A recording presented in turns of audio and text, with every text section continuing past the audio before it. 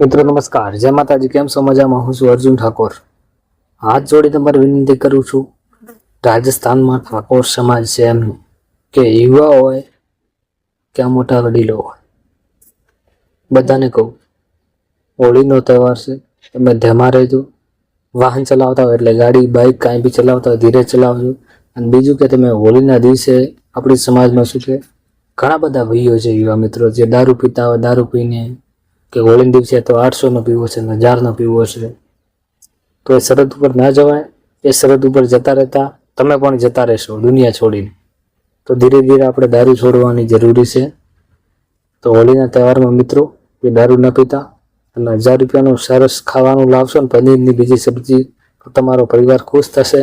કે 1000 રૂપિયાની તમે મીઠાઈ લાવશો તો તમારો આખો પરિવાર પણ ખુશ રહેશે. અને દારૂ પીને તમે આવશો તમારો પરિવાર ક્યારે ખુશ નહીં રહે. એવું છે.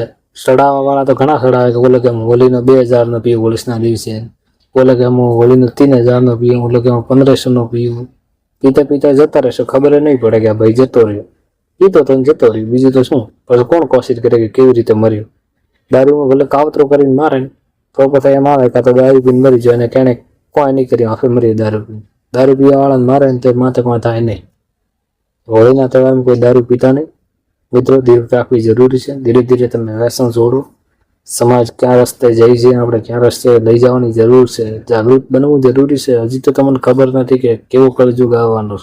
તો જય માતાજી. આજના વિડીયોમાં એટલું છે. વિડીયોને શેર કરજો. હોળીના તહેવારમાં કોઈ દારૂ પીએ ના.